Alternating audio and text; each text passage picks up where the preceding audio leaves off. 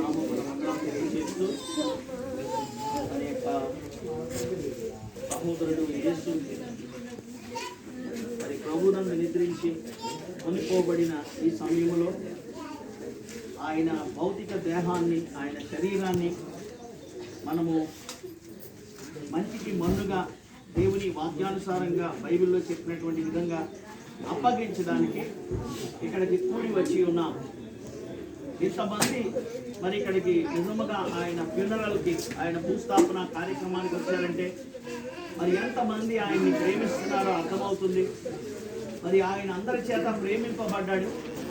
ఆయన మంచి స్నేహితుడిగా అందరితో ఉన్నాడు కనుక అందరినీ ప్రేమతో పలకరించే, సంతోషంగా జోవియల్గా, హ్యాపీగా, ఫ్రెండ్లీగా ఉండే మనిషి కనుక మరి ఈ బస్తీ వాసులు అయితేనేమి, సంఘాల్లో ఉన్న వారైతేనేమి, మరి బ్రదర్ యేసు కుటుంబ సభ్యులు ఎన్నో చోట్ల చదివి ఉన్నారు కనుక వారందరి యొక్క మరి శ్రేయోభిలాషులు, సేవకులు, విశ్వాసులు, బంధువులు మరి తరలి వచ్చారు. గ్రామాల నుండి కూడా అనేక మంది బంధువులు వచ్చి ఉన్నారు. ఈ సమయంలో మనము ఈ భూస్థాపన కార్యక్రమంలోనికి వెళ్ళకముందు చక్కని పాటలు పాడుకున్నాము. అవును, మనకు ఒక నిరీక్షణ ఉన్నదని, మనము ప్రభువుని చెంతకు వెళ్తామని. ఏదో ఒక దినాన మనందరం కూడా ప్రభువు చెంతకు వెళ్ళినప్పుడు మన యొక్క శరీరాన్ని, మన భౌతిక కాయాన్ని లోపల విడిచిపెట్టి మన యొక్క కుటుంబ సభ్యుల మధ్య వదిలిపెట్టి వెళ్ళిపోతాం. మనం చాలాసార్లు చాలామంది మరి ఇలా మాట్లాడుతుంటారు, క్రైస్తవులు కానిటువంటి వారు. మరి ఆయన లేడండి, ఆయన వెళ్ళిపోయాడు, ఆయన పోయాడండి అని అంటారు, లేకపోతే ఆయన వెళ్ళిపోయాడండి అంటారు. కనుక దేవుడు మనలో పెట్టినటువంటి దీపము అని బైబిల్ చెప్తున్నటువంటి ఆత్మ, దానిని దయచేసిన దేవుని యొద్దకు వెళ్ళాలి. శరీరము మంచిలో నుండి వచ్చినది కనుక మళ్ళా తిరిగి మంచికి వెళ్ళాలి. తల్లి గర్భములో నుండి మనం పుట్టినప్పటికీ మనందరం కూడా మంచిలో నుండి తీయబడ్డామని దేవుని వాక్యమైన బైబిల్ సాక్ష్యం చెబుతుంది. దేవుడు మరి ఆ యొక్క భూమిలో ఉన్న మంచిని తీసి, జగటమ్మను తీసి ఆయన పురుషుని గాను స్త్రీని గాను నిర్మించెను. ఆయన ఆదామును చేసి ఆదాము యొక్క పక్కటెముకల్లో నుండి అవ్వను కూడా చేశాడు. మనము ఈ యొక్క భూమికి చెందినటువంటి వారము. We are earthly people.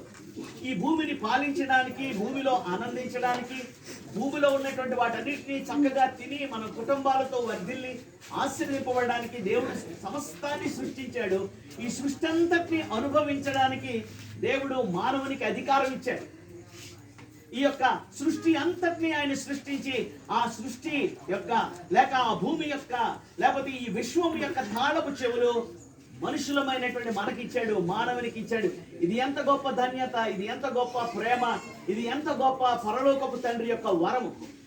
కనుక మనలాగే యేసు బాబు కూడా ఈ లోకంలో పుట్టి ఇన్ని సంవత్సరాలు ఈ యొక్క భూమి మీద జీవించి చక్కని భార్యను, పిల్లలను, మరి కుటుంబాల్ని కలిగి, అన్నదమ్ములను, అక్కచెల్లెలను కలిగి ఆయన జీవనోపాధి నిమిత్తం పనిచేస్తూ చక్కగా ఆయన సంతోషంగా ఈ లోకంలో జీవించాడు. మరి అనారోగ్యతలు అనేవి లేక వ్యాధులు అనేవి ఎవరిని కూడా విడిచిపెట్టవు. ఏదో ఒక సమయంలో మన జీవిత కాలంలో మరి ఏదో ఒక రకమైనటువంటి వ్యాధి మనకు సంభవిస్తుంది, ఏదో రకమైన బలహీనత మనకు సంభవిస్తుంది. ఏ యొక్క బలహీనత కూడా నాకు సంభవించలేదు అంటే అటువంటి వాళ్ళు ఆరోగ్యంగా ఉండి ఉండి ఉండి ఎంతో మంచి ఎక్సర్సైజ్ చేసి, ఎంతో మంచి బాడీ బిల్డింగ్ చేసి సడన్ గా జిమ్ లో చచ్చిపోయినటువంటి బాడీ బిల్డర్స్ ఉన్నారు, ప్రయాణంలో చనిపోయినటువంటి వారు ఉన్నారు, గొప్ప వాళ్ళు ఉన్నారు, అందమైన వాళ్ళు ఉన్నారు. కనుక మరణము ఎప్పుడు ఎవరిని ఏ రీతిగా దర్శిస్తుందో మనకు తెలియదని బైబిల్ చెప్తుంది. కానీ ఒకటి మాత్రము కరెక్ట్గా మనం తెలుసుకోవాలి, ఒకటి మాత్రము సత్యము గ్రహించాలి ఏంటంటే పుట్టినటువంటి వాడు గిట్టక మానడు అని వేదాలు, శాస్త్రాలు అన్నీ చెప్తున్నాయి.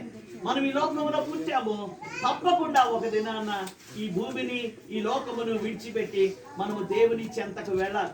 అలాగే దేవుని యొక్క చెంతకు వెళ్ళేటటువంటి మనము ఈ లోకములో జీవించినటువంటి కాలము మనము సృష్టికర్త అయినటువంటి ప్రభువును, పరలోకపు తండ్రి అన్ని ఇచ్చినటువంటి పరలోకపు తండ్రిని జ్ఞాపకం చేసుకోవాలి.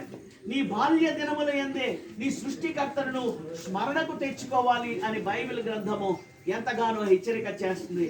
కానీ సమస్య ఏమిటంటే దేవుని వాక్యం ఒక పక్కన లౌడ్ స్పీకర్లో పోషించినట్టుగా మీరు దేవుని వైపు తిరగండి, మీరు దేవుని యందు విశ్వాసం ఉంచండి, మీరు ఈ లోకములో ఉన్న చెడుతనము దగ్గరికి పోకండి, మీరు దేవుడు సృష్టించిన మంచి వాటిని భుజించండి, మీరు మీ సృష్టికర్త అయినా లేక మీ పరలోకపు తండ్రి అయినా దేవుని మీరు జ్ఞాపకం చేసుకోండి అని మరలా దేవుని యొక్క లేఖనము, ప్రభు మనకిచ్చిన పరిశుద్ధ గ్రంథం చెప్తూ ఉంటుండగా మానవులమైనటువంటి మనము అందరము కూడా మనం ఎలా ఉన్నామంటే త్రోవ తప్పిపోయినటువంటి గొర్రెలలాగా ఉన్నామని బైబిల్ చెప్తుందండి.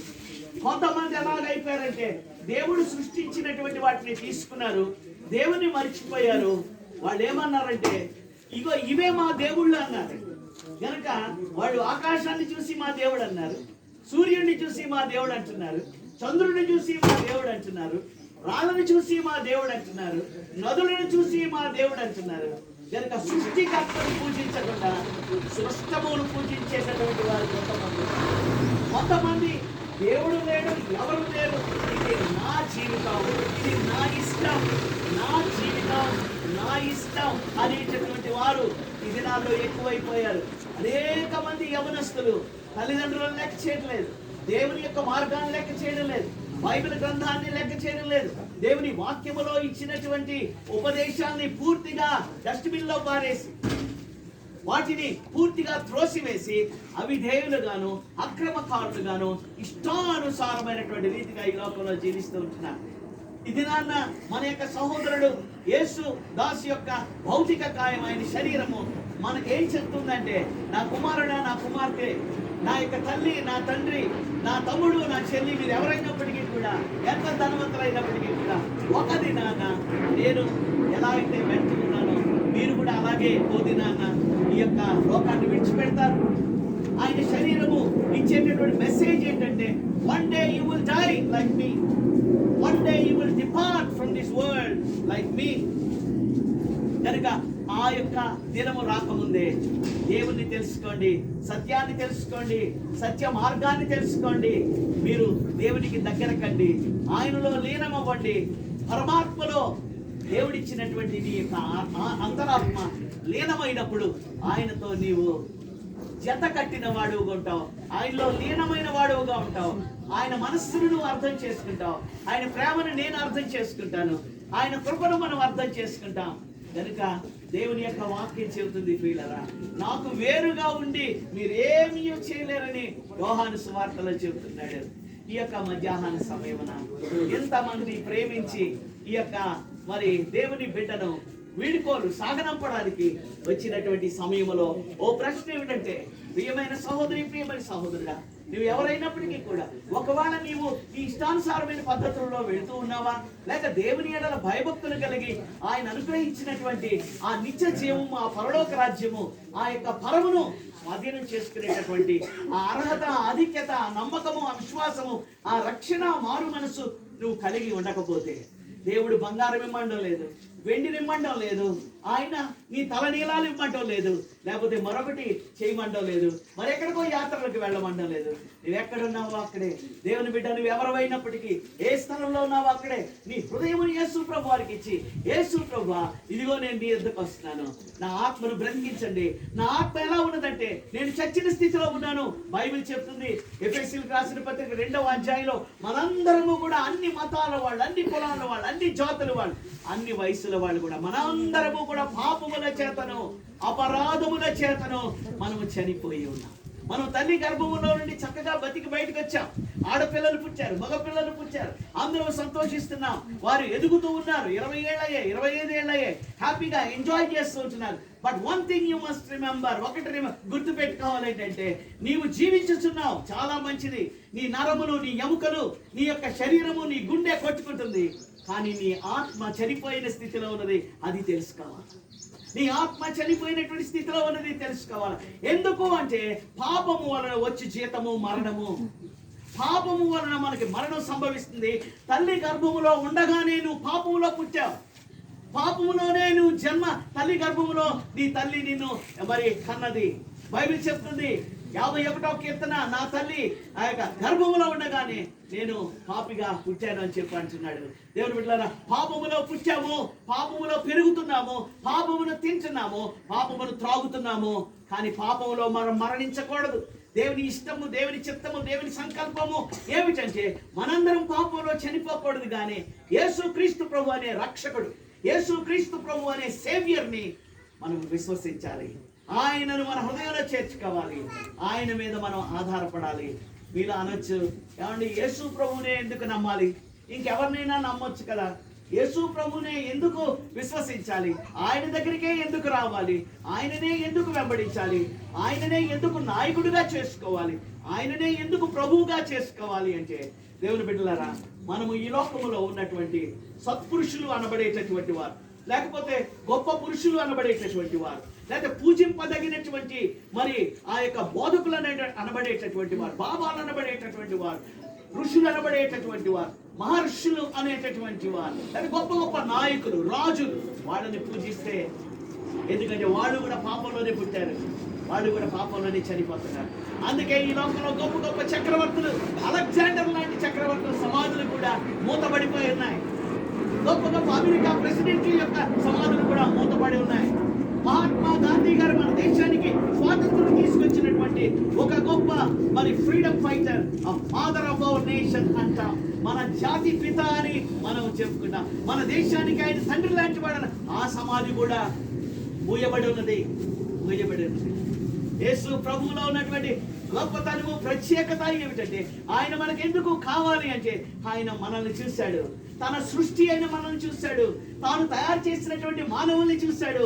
భూమి మీద ఎక్కడ చూసినా అతిక్రమము, ఎక్కడ చూసినా అక్రమము, ఎక్కడ చూసినా భయంకరమైనటువంటి పాపము, చలలేకపోయినటువంటి పాపము మరి విస్తరించిపోయి ప్రతి మనిషి పాపములోనే పడి ఉన్నాడు. దేవుని విడిచిపెట్టాడు, సృష్టిని ఆరాధిస్తున్నాడు. సృష్టికర్తను విడిచిపెట్టాడు, సృష్టిని ఆరాధిస్తూ ఉంటున్నాడు. కొంతమంది సృష్టికర్తను కూడా ఆరాధించడం లేదు, సృష్టిని కూడా ఆరాధించడం లేదు, కానీ విచ్చలవిడి జీవితాన్ని జీవిస్తున్నారు. పాపములోనే బ్రతుకుతున్నారు, పాపములోనే కొనసాగిపోతూ ఉంటున్నారు. పాపము వల్ల వచ్చేది మరణము. మరణము అంటే ఒకటి జ్ఞాపకం పెట్టుకోండి. బైబిల్ గ్రంథం ఇచ్చేటటువంటి డెఫినేషన్, బైబిల్ గ్రంథం ఇచ్చే నిర్వచనము ఏమిటంటే, అది దేవునితో దూరంగా ఉండడం, దేవునితో ఎడబాయడం. సొంత కన్న కూతురేండి కానీ విడిచిపెట్టి వెళ్ళిపోయిందండి, సొంత కొడుకేనండి కానీ విడిచిపెట్టి వెళ్ళిపోయాడండి. దేవుని నుండి దూరముగా ఉండడం అంటే భర్త భార్య నుండి దూరంగా ఉన్నట్టు, కుమారుడు తండ్రి నుండి వేరైపోయినట్టు, కుమార్తె తండ్రి నుండి వేరైపోయినట్టు మనము దూరం అయిపోయాము. మనము దూరముగా ఆయనకి జరిగిపోయాము.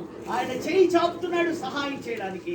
బైబిల్ చెప్తుంది, రక్షింప నేరకయుండినట్లు యెహోవా హస్తము కురుచు కాలేదు. నీ ప్రార్థనలు వినకుండా ఉండడానికి ఆయనకి చెవుడేవి లేదు. కానీ ఎందుకు సహాయం చేయలేకపోతున్నాడంటే, ఆయనకు నీకు మధ్య నీ పాపము అడ్డుగోడవలే కట్టబడి.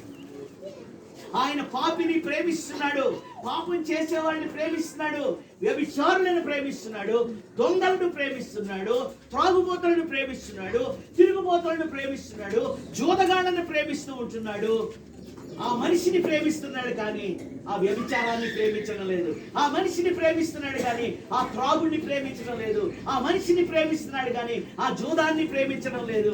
ఆయన అంటున్నాడు, నా కుమారుడు నా దగ్గరికి వచ్చినట్లయితే నీ అలవాట్లు, నీ కోరికలు, నీ చూపులు, నీ పాపం, నీలో ఉన్నటువంటి సమస్త పాపం, పైకి కనబడే పాపమైనా కనబడని పాపమైనా ప్రతి మనిషి పాపిగానే ఉన్నాడు కనుక నేను నిన్ను పవిత్రపరుస్తాను, నేను నిన్ను పరిశుద్ధపరుస్తాను, నేను నిన్ను విడిపిస్తాను, నేను నిన్ను తండ్రి యొక్క రాజ్యములో చేరుస్తాను.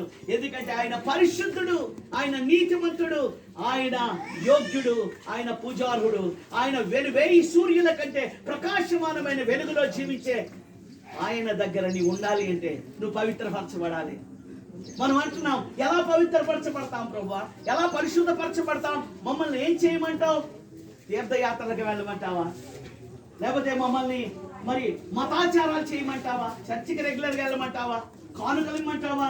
లేకపోతే ఇంకోటి చేయమంటావా అని మనం అడుగుతున్నాం. లేకపోతే మేము ఇంకెక్కడికైనా కొండలకు వెళ్ళమంటావా, గుడులకు వెళ్ళమంటావా అని